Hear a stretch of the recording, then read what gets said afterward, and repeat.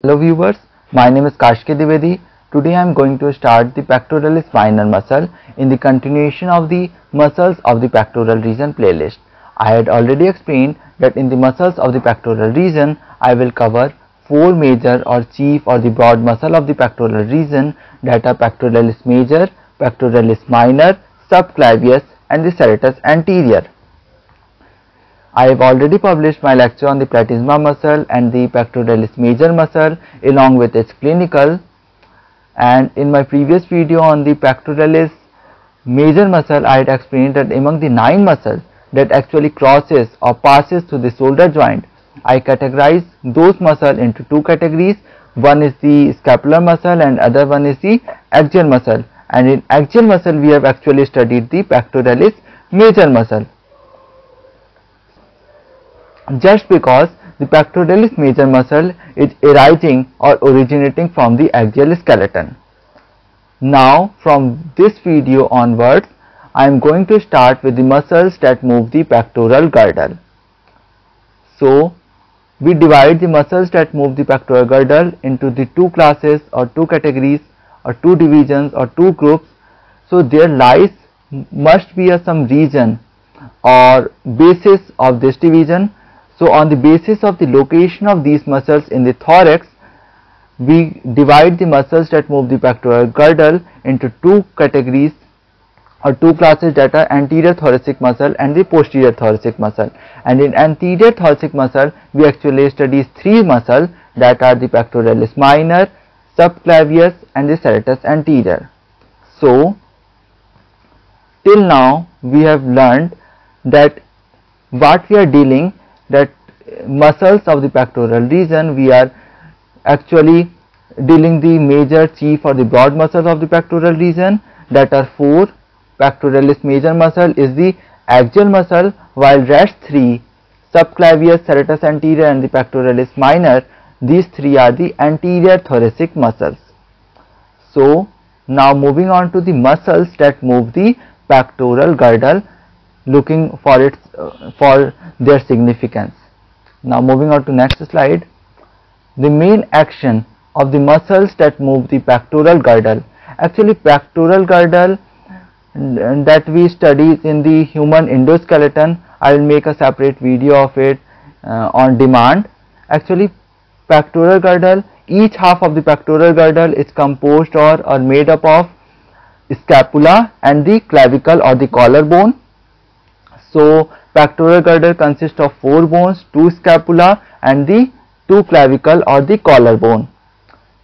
Is to stabilize the scapula, means to fix the scapula, so it can function as a steady origin for most of the muscles that move the humerus, because scapular movement usually accompany humeral movement in the same direction.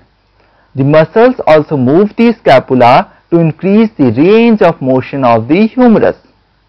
For example, it would not be possible to raise the arm above the head if the scapula did not move with the humerus. That means if the scapula does not synchronize or accompany with the humerus bone, we can never be able to raise the hand above the head. So during abduction the scapula follows the humerus by rotating upward. Now coming on to the main topic of our today, that is the pectoralis minor. So the pectoralis minor is composed of the word pector and the minor. Pector means the chest, breast or the thorax, and minor means the lesser. So this is the small, thin, flat and triangular muscle. As we see, this is the anterior view of the pectoral region. Here lies this green color fibers is actually of the pectoralis minor muscle. This is the triangular muscle, as we see, lying deep beneath the pectoralis major muscle, that we have already covered in the structure under the cover of the pectoralis major muscle topic. I had already dealt in the pectoralis major muscle lecture. You can find it in that lecture. Actually I have dealt the 5 structures: bones and cartilages, muscles, fascia, vessels and the nerve. There in muscle section I have dealt that the pectoralis minor muscle is actually lying beneath the pectoralis major muscle.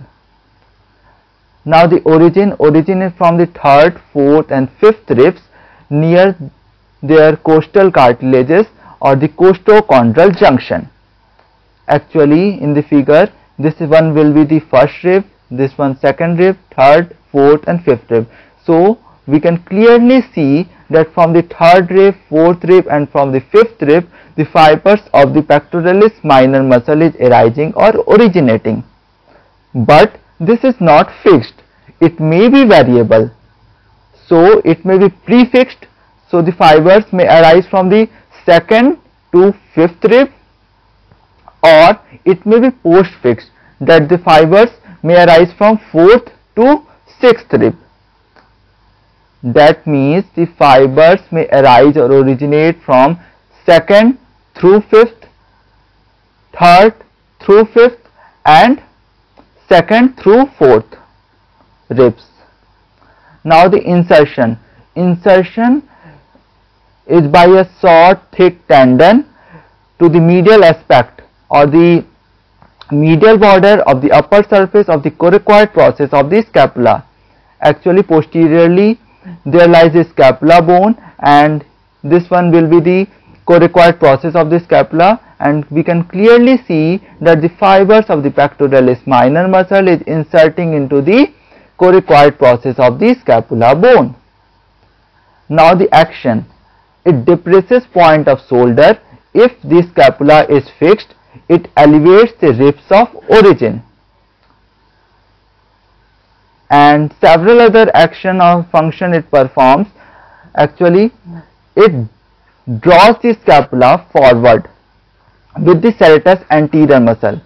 That is, serratus anterior muscle actually assists or helps the pectoralis minor muscle, or in other words we can say the action of the serratus anterior muscle and the pectoralis minor muscle is to draw or pull the scapula forward towards the chest wall. That the term we used is the protraction, that is, it protracts the upper limb for the pushing and the punching action or movements. So beside its function in the movement of the scapula, it performs other function, that is it assists or help or act as a accessory muscle in respiration.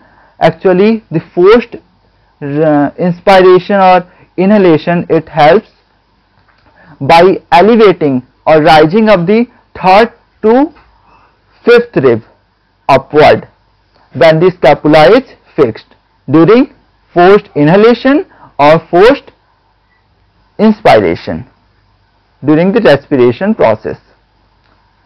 Now the nerve supply is same as that of the pectoralis major muscle. We have already studied that pectoralis major and the pectoralis minor are the only two muscles of the upper limb that are supplied by all the 5 roots or the spinal segments of the brachial plexus, that are the C5, C6, C7, C8 and T1. Actually we read about the brachial plexus in separate video I will make for the brachial plexus. So actually the medial pectoral nerve and the lateral pectoral nerve is supplying the pectoralis major muscle as well as the pectoralis minor muscle. Lateral pectoral nerve having root value C5, C6, C7 and the medial pectoral nerve having root value C8 and T1. Now considering 2 key points. Number 1, rarely some fibers of the pectoralis minor muscle get separated or get aligned off and pass from the first rib to the coracoid process of the scapula, thus forming more smaller muscle than the pectoralis minor muscle. Actually pectoralis minor muscle is itself a smaller muscle, and this is creating furthermore smaller muscle. Thus this muscle is known as the pectoralis minimus muscle. And second key point is that pectoralis minor muscle is considered as a key muscle of the axilla just because the pectoralis minor muscle passes front of the or anterior to the axillary artery, thus dividing the axillary artery into the three parts that we actually study in the axilla portion. My separate video will come on the axilla where I will deal the topic axillary artery. There I will explain that pectoralis minor muscle be the basis of the division of the axillary artery into the three parts or three divisions. So thanks for watching. Thank you.